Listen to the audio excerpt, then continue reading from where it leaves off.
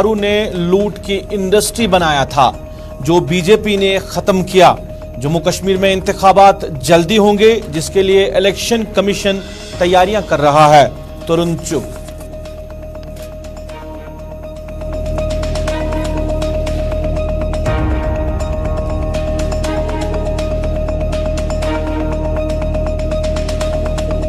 पूरी दुनिया के साथ साथ जम्मू कश्मीर में भी मनाया गया क्रिसमस का त्यौहार। तकारीब का किया गया इनेकाद, खुसूसी दुआओं का हुआ एहतमाम।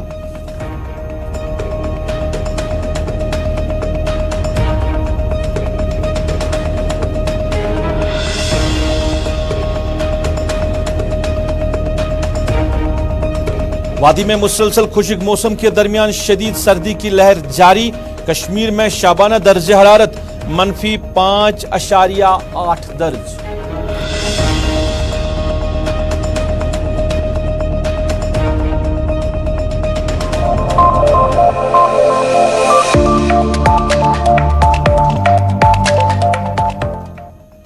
अस्सलाम वालेकुम नाजरीन, सफर के 4 बजे हैं। आप स्पेशल रिपोर्ट देख रहे हैं गुलिस्तान के श्रीनगर स्टूडियो से बराह रास्त अपने मेजबान सईद रूफ फारूकी के साथ। नाजरीन, स्पेशल रिपोर्ट में कुछ अहम खबरें आप तक पहुंचाएंगे। ज़्यादातर आज जो खबरें हैं वो सियासत के हवाले से ही हैं, क्योंकि सियासी जमातों ने अवामी राबता मुहिम का सिलसिला जो है वो बढ़ाया है। अपनी पार्टी ने भी आज ज़िला अनंतनाग में अवामी राबता मुहिम का सिलसिला जारी रखा। इसके साथ साथ गुलाम नबी आज़ाद भी आज मुख्तलिफ वफूद से मिले। तरुण चुग भी आज उन्होंने भी प्रेस कॉन्फ्रेंस की, और गुलाम अहमद मीर ने भी साउथ कश्मीर में वर्कर्स कन्वेंशन किया। लेकिन सबसे पहले नाज़रीन बात करते हैं हम बीजेपी के जो इंचार्ज है जम्मू कश्मीर के, तरुण चुग। उन्होंने आज श्रीनगर में पार्टी हेडक्वार्टर पे प्रेस कॉन्फ्रेंस की, और प्रेस कॉन्फ्रेंस में उन्होंने कहा कि जम्मू कश्मीर में जो 3 परिवारों ने रोल किया है, मुफ्तीज, अब्दुल्लाज और गांधीज, उन्होंने जम्मू कश्मीर को लूटा है। और जम्मू कश्मीर में ये जो इंडस्ट्री उन्होंने बनाई थी लूट की, ये ख़त्म की है बीजेपी ने। जब हमने यहाँ से 370 को ख़त्म किया, उसके बाद इन सियासतदानों का जो राज था वो भी ख़त्म हुआ, और लूट खसूट भी जो जारी थी वो भी हमने ख़त्म की। इसके साथ साथ आज उन्होंने कहा कि मुख्तलिफ प्रोग्रामों का इनेकाद किया गया था। आज एक तो क्रिसमस है, इसके साथ साथ आज जो साबिका वज़ीर आज़म थे मुल्क के, अटल बिहारी वाजपेयी, उनका जन्मदिन भी था, और इस सिलसिले में कई तकारीब का इनेकाद भी किया गया था। तरुण चुग ने कहा कि जम्मू कश्मीर में जो इंतखाबात है वो जल्द से जल्द होंगे, और इलेक्शन कमीशन इंतखाबात की तैयारी कर रहा है जम्मू कश्मीर को लेकर। और इसके साथ साथ तरुण चुग ने कहा कि बीजेपी जो है वो जम्मू कश्मीर के लोगों में अब जा चुकी है, क्योंकि हमारे जो लीडरान हैं, हमारे जो कार्यकर्ता है, वो यहाँ के अवाम की बात सुनते हैं, उनकी बात समझते हैं, और लोगों के मसाइल की तरफ भारतीय जनता पार्टी तवज्जो दे रही है। जिसकी वजह से ये कह सकते हैं कि जो अटल बिहारी वाजपेयी ने जो जम्मू कश्मीर के हवाले से जो विकास और विश्वास की बात की थी, उस विश्वास और विकास को मौजूदा वज़ीर-ए-आज़म नरेंद्र मोदी ने आगे बढ़ाया, और नरेंद्र मोदी के साथ साथ जो बाकी लीडरशिप है मुल्क की या जम्मू कश्मीर की, वो भी उस विकास और विश्वास को आगे बढ़ा रही है, जिसके लिए भारतीय जनता पार्टी जो है वो मजबूत होती जा रही है।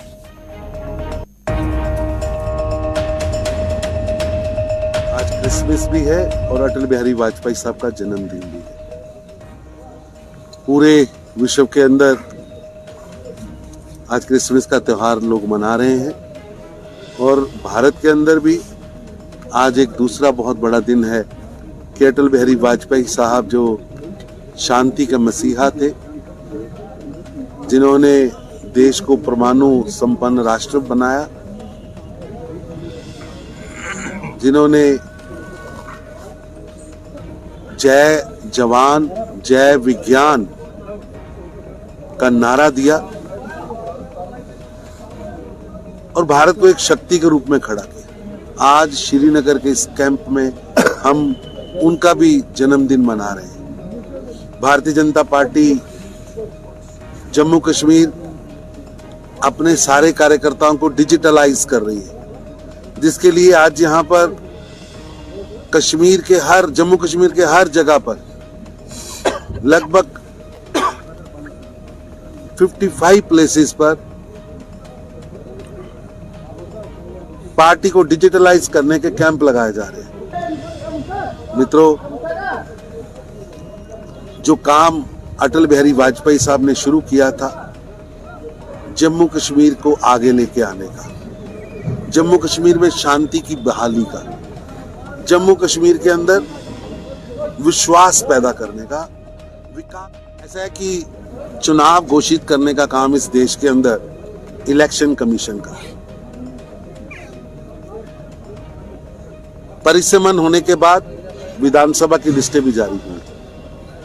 चुनाव आयोग इसका फैसला लेगा। भारतीय जनता पार्टी 365 दिन काम करने वाला दल है और हम, हमारे कार्यकर्ता जम्मू कश्मीर में लोकतंत्र की मजबूती के लिए, लोकतंत्र के लिए लगातार वचनबद्ध हैं, लगातार काम करते रहे। निश्चित रूप से जम्मू कश्मीर आगे बढ़ेगा।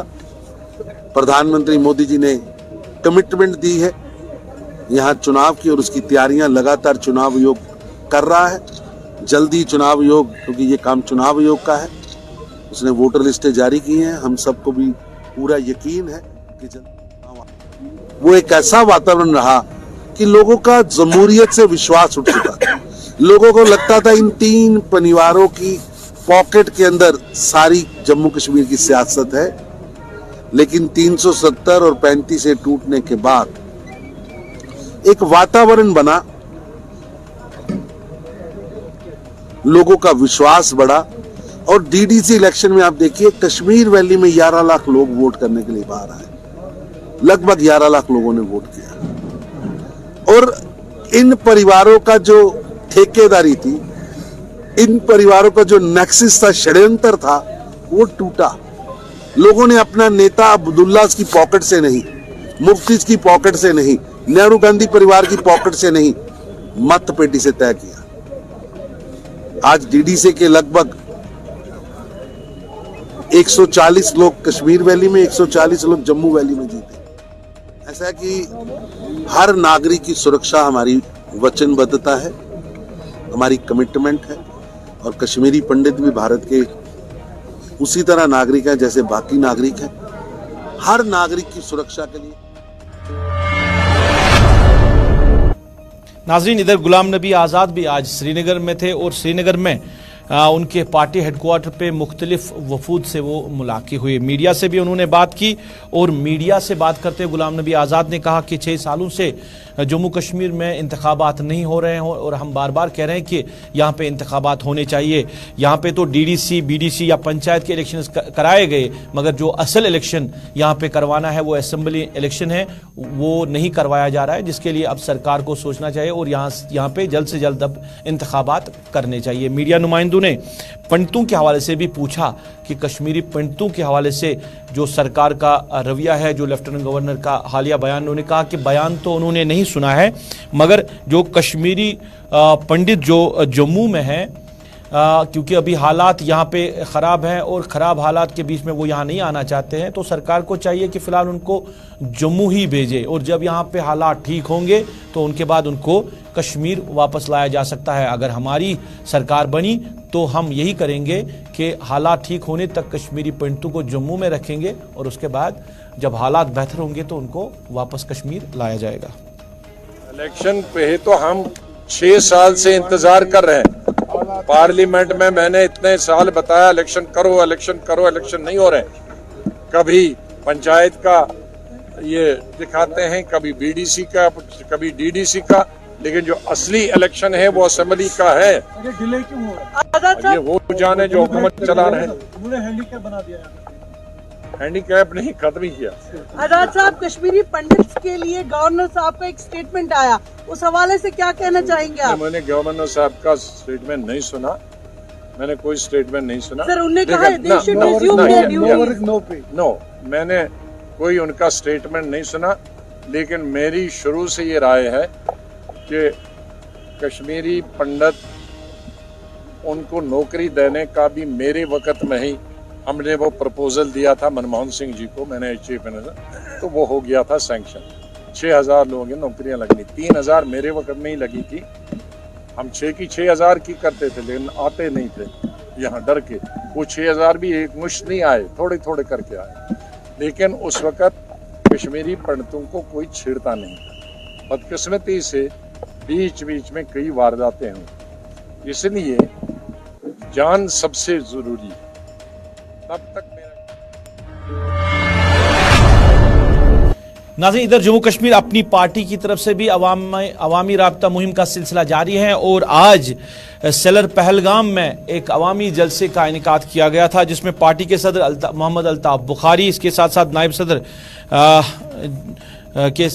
सदर मीर साहब और उसके साथ साथ जो हल्का इंतखाब पहलगाम के उनके लीडर है मोहम्मद रफ़ी मीर, वो भी इस मौके पर मौजूद रहे और इसके साथ साथ कई और लीडरान ने इसमें शमूलियत की है। अवाम तक बात पहुंचाई गई है कि पार्टी का मंशूर क्या कुछ है और एक जलसे से खिताब भी किया गया है इन लीडरान की तरफ से। और आने वाले दिनों में अगर जम्मू कश्मीर में इंतखाबात हो सकते हैं तो अपनी पार्टी के हक उम्मीदवार के हक में वोट दें, ताकि अपनी पार्टी जो है वो जम्मू कश्मीर के लोगों के जो मुश्किलात हैं उनको ख़त्म कर सके। मीडिया के साथ भी मोहम्मद अल्ताफ बुखारी ने बात की और मीडिया नुमाइंदों ने उनसे पूछा कि जमात इस्लामी की जो जायदादें जब्त की जा रही है उसको लेकर आपका क्या कहना है, क्या स्टैंड है। उन्होंने कहा कि मुझे लग रहा है कि कानून अपना काम कर रहा है और जो कुछ कानून कर रहा है वो कानून के मुताबिक ही वो काम कर रहे हैं। मैंने नहीं सुना कि किसी को घर से निकाला गया है, किसी को घर से बेघर किया गया है। अल्ताफ बुखारी ने भी जम्मू कश्मीर में जल्द से जल्द इंतखाबात कराने की बात की है और जोर दिया कि अब जम्मू कश्मीर में जल्द से जल्द इंतखाबात होने चाहिए।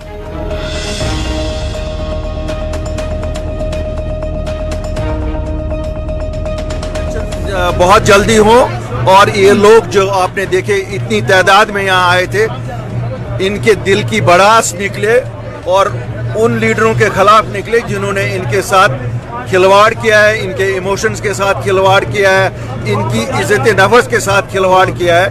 हम तो चाहते हैं क्यों भड़ास निकालने का तो मौका लोगों के पास इलेक्शन ही होता है। जैसे 2019 में उन्होंने भड़ास निकाली उन लीडरों के खिलाफ, मुझे लगता है इस बार तो उन्हें छठी का दूध याद दिलाएंगे ये लोग। देखिए कानून अपना काम कर रहा है, ऐसा तो है नहीं कि कोई जबरदस्ती से किसी के जायदाद पे काबिज होगा और जहां जबरदस्ती होगी अपनी पार्टी वहां खड़ी होगी, किसी के साथ भी जिसके साथ जाती होगी। बाकी ये तो चीजें होती हैं, ये तो हम अखबारों में पढ़ते हैं। मुझे नहीं लगता है ऐसा इसमें कोई सच्चाई है कि किसी को घर से निकाला गया है। काश महबूबा जी अपने हुकूमत में भी कुछ ऐसे ही कानून बनाते जिससे कि लोगों के प्रॉपर्टियां सीज नहीं होती उस वक्त। नाज़रीन, भारत जोड़ो यात्रा के सिलसिले में जम्मू कश्मीर में कांग्रेस की तैयारियां चल रही हैं, क्योंकि जनवरी के आखिर में यहाँ पे जो भारत जोड़ो यात्रा राहुल गांधी की सदारत में जो चल रही है वो जम्मू कश्मीर आ रही है। इस सिलसिले में आज शांगस अनंतनाग में कांग्रेस पार्टी से वाबस्ता वर्करों का एक कन्वेंशन हुआ, जिसकी सदारत पार्टी के सीनियर लीडर व साबिका सदर जम्मू कश्मीर गुलाम अहमद मीर ने की। इसके साथ साथ और भी पार्टी से वाबस्ता लीडरान वहां पे मौजूद रहे। इस मौके पर गुलाम अहमद मीर ने मीडिया के साथ बात की और भारत जोड़ो यात्रा के हवाले से बात करते हुए क्या कुछ कहा हम आप तक पहुंचा रहे हैं।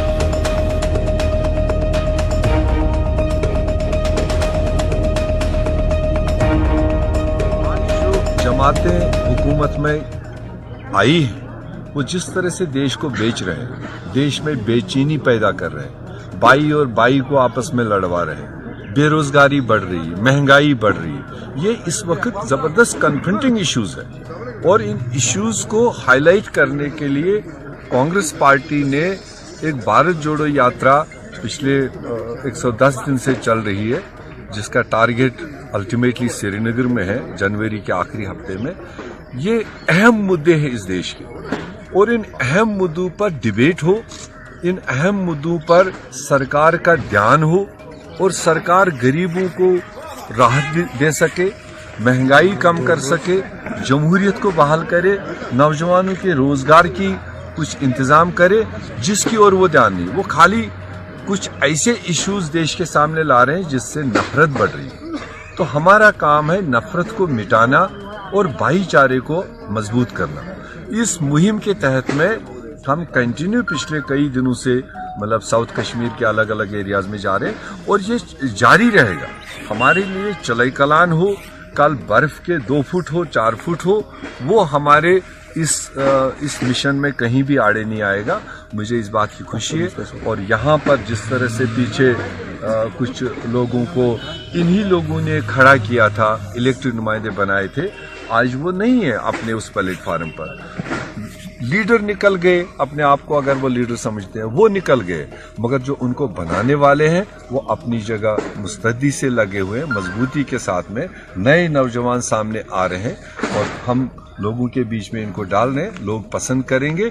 हम ज्यादा से ज्यादा आज पूरी दुनिया में क्रिसमस का त्यौहार अकीदत व एहतराम के साथ मनाया गया। जम्मू कश्मीर में भी तकारीब का एहतमाम किया गया। श्रीनगर में सबसे बड़ी तकरीब एमए रोड कैथोलिक चर्च में हुई, जहां पे लोगों की अच्छी खासी तादाद ने शमूलियत की। खुसूसी दुआओं का भी वहां पे एहतमाम किया गया। इसके साथ साथ वादी के मुख्तलिफ जो गिरजाघर है वहां पे तकारीब का इनेकाद किया गया। गुलमर्ग में भी एक बड़ी तकारीब का इनेकाद किया गया था।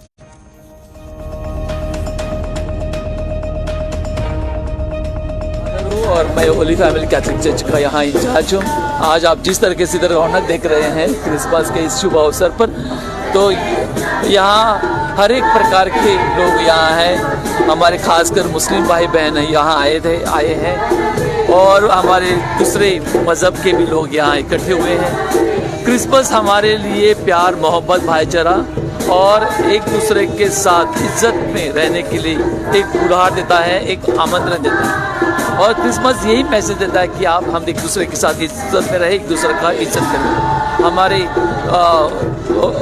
पवित्र पाक शास्त्रों में बताया गया है कि जिस हाथ से आप नापोगे उसी हाथ से आपको नापा जाएगा। तो अगर हम इज्जत देते हैं तो हमें इज्जत मिलती है। और मुझे लगता है कि जिस तरह आज हमें इज्जत मिली है और जिस तरह हम दूसरों को इज्जत देते हैं, ये खुदा ईश्वर ही क्रिसमस के इस पर्व के द्वारा, इस ईद के द्वारा हमें समझाने की कोशिश कर रहे हैं। क्रिसमस की इस शुभ अवसर पर फिर एक बार मैं सारे व्यूवर्स को हमारे कैथलिक फैमिली चर्च की ओर से और खासकर क्रिश्चियन समुदाय की ओर से बहुत बहुत शुक्रिया अदा करना चाहूँगा कि आप जो हमारे साथ हमेशा जुड़े रहते हैं, हमारे लिए जो मदद करते हैं और हमारा हौसला बढ़ाते हैं। हम आपका शुक्रिया अदा करते हैं तहे दिल से। Thank you so much. God bless you. आज यहाँ पर इस होली फैमिली कैथलिक चर्च का इंचार्ज हूँ। हम यहाँ इकट्ठे हुए हैं। आज हम इस क्रिसमस को मनाने जा रहे हैं। आप यहाँ पर देख रहे हैं।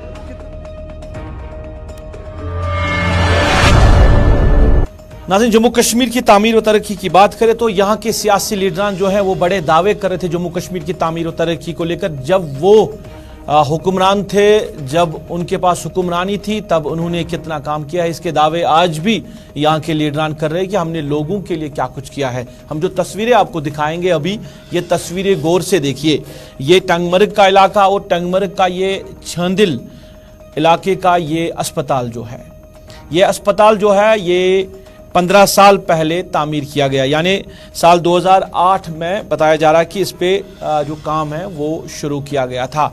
और 15 गांव, तकरीबन 15 गांव की जो आबादी है, उस आबादी को अभी भी इंतज़ार है कि कब ये अस्पताल मुकम्मल होगा, कब यहाँ पे डॉक्टर्स आएंगे, कब इस बिल्डिंग में उनके बीमारों का इलाज होगा। अब ये बिल्डिंग 15 साल गुजरने के बाद आप देख रहे हैं कि आहिस्ता आहिस्ता अब ख़त्म हो रही है, बोसीदा हो रही है। मगर जिस मकसद के लिए ये करोड़ों रुपया खर्च किया गया था वो मकसद हासिल नहीं हुआ।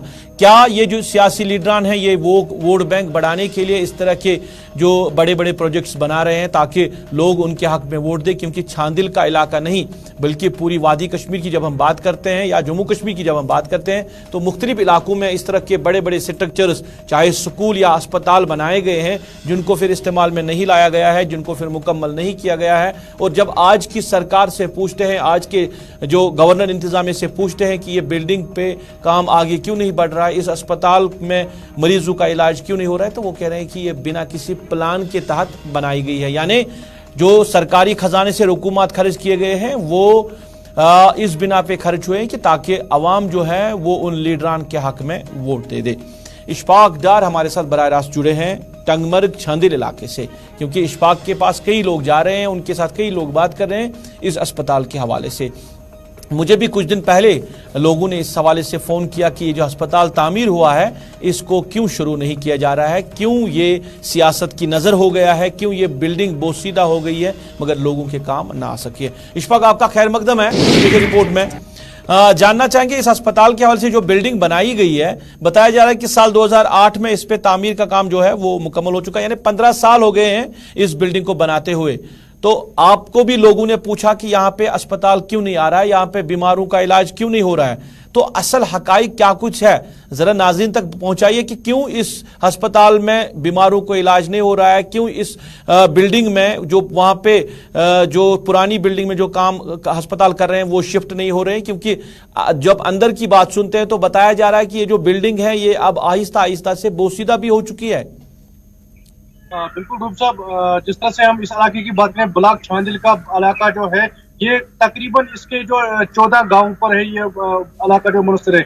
लेकिन 2002 में जब यहाँ पर चुनाव हुए थे तो यहाँ इस इलाके की एक ही वाहिद डिमांड थी कि यहाँ पर एक सब सेंटर जो है होना चाहिए, और उस डिमांड को जो है 2008 में फिर पूरा किया गया। और 2008 में इस यहाँ पर जो है छांदिल में जो यहाँ पर लैंड प्रोवाइड किया गया और वहां पर जो है ये सब सेंटर जो है महकमा हेल्थ की तरफ से तामीर किया गया। और किस तरह के या फंड से थे ये लोग को अभी तक मालूम नहीं था। लेकिन जब ये यहाँ पर उस वक्त की सरकार ने बनाया था तो तब से लेकर आज तक अगर 15 से 16 साल गुजर चुके, लेकिन अब लोगों की उम्मीदें जो है अब आहिस्ता आहिस्ता जो है दम तोड़ रही है। क्योंकि ये बिल्डिंग जो बनाई गई है ये 2 मंजिला इमारत बिल्कुल तैयार है, सिर्फ यहाँ पर स्टाफ की कमी की वजह से ये बिल्डिंग जो है अभी भी ताला बंद है।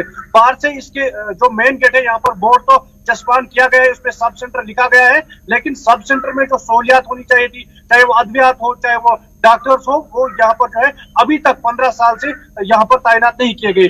जब ये सवाल कई बार, चूंकि पिछले दिनों ही जब ये सवाल हमने डिविजनल कमिश्नर कश्मीर जब उन्होंने इस इलाके का दौरा किया था एक फेस्टिवल के दौरान, तो उन्होंने यहाँ के जो इंतजाम के अफसरान से इस बात का जो यहाँ पर इस बात का जवाब दिया, तो उन्होंने जवाब में ये कहा कि यहाँ पर ये सेंटर जो है ये अनसैंक्शन है। जब ये बात लोगों तक पहुंची कि ये सेंटर जो है अनसैंक्शन है, तो लोगों ने ये डिमांड रखी कि आया अगर ये अनसैंक्शन था तो 15 साल तक इंतजाम के अफसरान ने जो रुकुमात इस पे करोड़ों रुपए रुकुमा जो है सरफ किए हैं, जो खर्च किए हैं, क्या वो सिर्फ ठेकेदारान के जो जेब गर्म कर रहे थे, या वो ठेकेदार उन अफसरान के या उन जो सियासतदान के जो जाती रिश्तेदार तो नहीं थे जिन्होंने इस हॉस्पिटल को यहाँ पर बनाया। लेकिन ये सब सेंटर जो है ये सिर्फ लोगों के लिए एक मजाक। एक चीज जानना चाहूंगा मैं इशफाक, एक चीज जानना चाहूंगा मैं, आप कह रहे हैं कि साल 2002 में इस पे काम शुरू हुआ है और 8 में ये मुकम्मल हो गया, यानी 15 साल इसको मुकम्मल हुए भी हो गए हैं, 15 साल पहले ये मुकम्मल हो चुका है। क्योंकि कुछ लोगों का ये भी कहना है कि ये सियासत की नजर हो गया, अपना वोट बैंक बढ़ाने के लिए और लोगों को अपनी तरफ माइल करने के लिए उस वक्त के जो गुलमर्ग इलाके के जो लीडरान हैं उन्होंने लोगों को धोखा दिया, और जो सेंक्शन ही नहीं अस्पताल हुआ था उस बिना सेंक्शन के अस्पताल की बिल्डिंग यहां पे बनाई गई है। एक तो ये, दूसरा कि अगर ये सैंक्शन नहीं है तो हेल्थ महकमे ने क्यों इजाजत दी, फिर इस पे बोर्ड क्यों चस्पा किया गया? देखिए रूप साहब, आपने अभी कहा कि ये सियासी, लेकिन ये सियासी असर रसूख पे ही उस टाइम बनाया था जब लोगों ने चुनाव में डिमांड रखी थी। उस वक्त के जो यहाँ के अफसरान थे या उस वक्त जो चुनाव में यहाँ पर थे वो एमएलए थे, तो उनके पास डिमांड रखी गई थी यहाँ पर, क्योंकि इस इलाके में हेल्थ की सुविधा न होने के बराबर है। और यहाँ पर उस वक्त जो यहाँ पर मिनिस्टर भी रह चुके हैं साहब का, जो इस वक्त अपनी पार्टी में है गुलाम हसन मीर, तो उसने यहाँ पर इस इलाके के लिए एक सौगात के तौर पर यह बिल्डिंग यहाँ पर बनाई थी। लेकिन जब इसकी हकीकत अब लोग आहिस्ता आहिस्ता जान रहे हैं तो मालूम यह हो रहा है कि ये उसके शायद कोई जाती फंड से, ये फंड कहां से उसने हासिल किए तब जाके ये बिल्डिंग यहाँ पर बनी है, और लोगों के लिए जो लैंड भी प्रोवाइड किया है। लेकिन ये लैंड प्रोवाइड करने का मकसद सिर्फ ये मकसद हमें लग रहा है कि बहुत हो रहा है, और लोगों को जिस तरह से वो सहूलियात फराहम की जानी चाहिए वो भी सियासी नजर हो गई। इस इलाके के लोग अभी भी जब अगर हम बात करेंगे दवाई की, एक टीकी के लिए उन्हें सफर करना पड़ता है। अगर उनको 10 रुपए का दवाई लाना हो तो उन्हें 100 रुपए का उनमें किराया देना पड़ता है। क्योंकि आपने अभी कहा, क्योंकि यह सियासी असुसूख पर यहाँ पर अगर 2014 में चुनाव हुए तो पीडीपी सरकार चली, तो पीडीपी सरकार में यहाँ पर कुछ ऐसे इनिशिएटिव लिए गए थे, यहाँ पर इस इलाके में जो है 14 से 12 के करीब जो है यहाँ पर एम्बुलेंस सर्विस जो है फराहम की थी। और प्रियॉरिटी पे इस इलाके को उस वक्त के एमएलए ने, मोहम्मद अब्बास वानी ने इस इलाके को, इस सेंटर को देखकर यहाँ पर एक एम्बुलेंस फराहम की। चलिए, बहुत बहुत शुक्रिया इशफाक, बहुत बहुत शुक्रिया तफसीलात देने के लिए। नाज़रीन, छांदिल का ये इलाका ना, इशफाक आपका बहुत बहुत शुक्रिया, इशफाक बहुत बहुत शुक्रिया आपका तफसीलात देने के लिए। नाज़रीन, टंगमर्ग का इलाका है जहां पे ये अस्पताल जो है 15 साल पहले तामीर हुआ है, मगर अभी इसमें डॉक्टर्स नहीं लाए गए हैं, यानी इसको इस पे जो है बीमारों का इलाज करना या बाकी चीजें वो वहां पे शुरू नहीं हुई। हालांकि बिल्डिंग जो है वो बताया जा रहा है खस्ता हो चुकी है। मगर ये सूरत हाल सिर्फ टंगमर्ग इलाके की नहीं है, मुख्तलिफ इलाकों में इस तरह के बड़े बड़े स्ट्रक्चर जो है वो तामीर किए गए हैं। चाहे हेल्थ महकमे की बात करें या महकमे तालीम के हवाले से बात करें तो स्कूल उसको तामीर किया गया है जिनमें करोड़ों अरबों रुपया खर्च किया गया है, मगर उनको इस्तेमाल में नहीं लाया गया है। और जब किसी जिम्मेदार से बात करते तो वो कह रहा है कि ये कहीं सैंक्शनड नहीं था, अनसैंक्शनड तरीके से इस तरह के स्ट्रक्चर्स बनाए गए हैं जिसके लिए अभी सरकार के पास कोई प्लान नहीं है।